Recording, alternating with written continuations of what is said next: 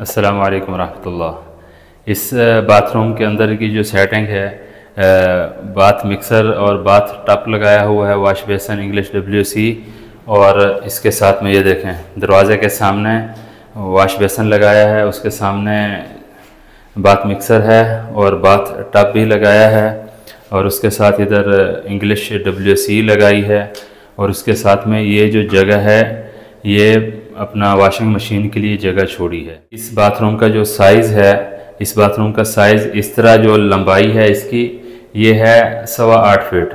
8 feet का भी size हो तो फिर भी ये सेटिंग इसी तरह ही होगी, और इस तरह जो चौड़ाई है ये 6.25 फीट है।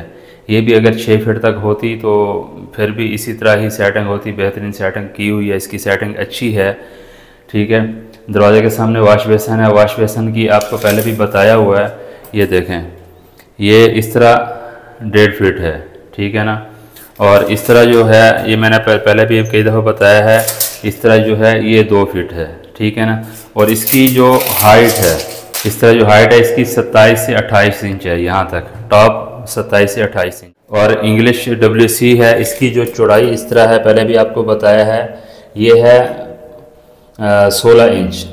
ठीक है, सॉरी 15 इंच, ये मैंने आपको बताया था। ये 15 से 18-17 इंच तक इसकी चौड़ाई आती है, और इसकी जो लंबाई है इस तरह ये आप देखें तो ये इसकी लंबाई बन रही है तकरीबन 27 इंच। ठीक है ना, इस तरह इसकी लंबाई 27 इंच बन रही है। इस साइड पे जो टैंकी फिल करने के लिए पॉइंट है, पॉइंट इधर भी आता है, उधर नीचे का भी पॉइंट आता है, और राइट पे जो है ये मुस्लिम शावर दिया गया है, और मेन वाल है जो ऊपर से टैंक आ रहा है। पीछे जो ओपन एरिया है ये देखें आप, पीछे ओपन एरिया है, ऊपर से जो हमारी जो मेन लाइन आ रही है तो उसके लिए ये मेन वाल है। कभी रिपेयर वगैरह करनी हो तो इसको बंद करके हम कर सकते हैं। टप है ये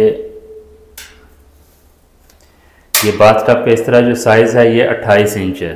ठीक, और इस तरह इसकी जो लंबाई है ये 5.5 फीट है। 5.5 फीट से मुराद है अगर आपका बाथ रूम की जो चौड़ाई 5.5 फीट हो तो जो बाथ टब है वो इस तरह आप लगा सकते हैं। 5.5 फीट वाले बाथ टब के लिए ये जो साइज़ है ये 5.5 फीट वाले बाथरूम के लिए बिल्कुल सही है।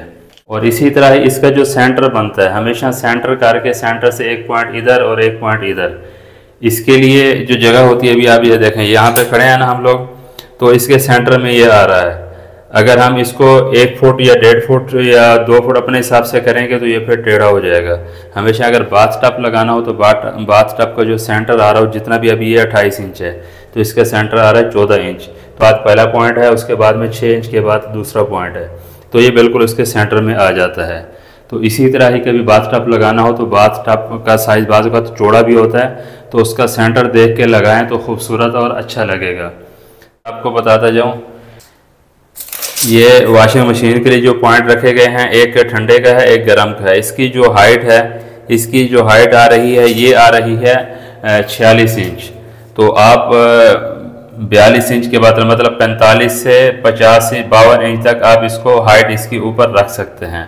और ये फासला ज़रूरी नहीं होता इसको करीब रखें या दूर रखें, क्योंकि ये अलग अलग नल लगते हैं, और इसके जो आजकल ऑटोमेटिक जो वॉशिंग मशीन आ रही है उसके जो पॉइंट होते हैं गर्म और ठंडे के अलग अलग पाइप दिए होते हैं, तो वो आप इसमें आसानी से लगा सकते हैं।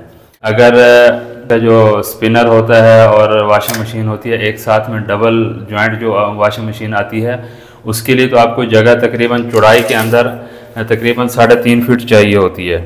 ठीक है ना, वहाँ से यहाँ तक आपको चाहिए होती है अगर डबल लगाएंगे तो।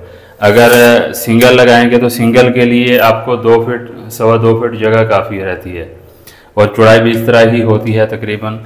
तो कभी आपको बाथरूम के अंदर इस तरह वॉशिंग मशीन की जगह बनानी हो तो आप इस तरह उसकी जगह भी बना सकते हैं। तो मिलते हैं इस तरह की नई और मालूमाती वीडियो में। अपना रखिएगा बहुत सारा ख्याल। अल्लाह हाफ़िज़।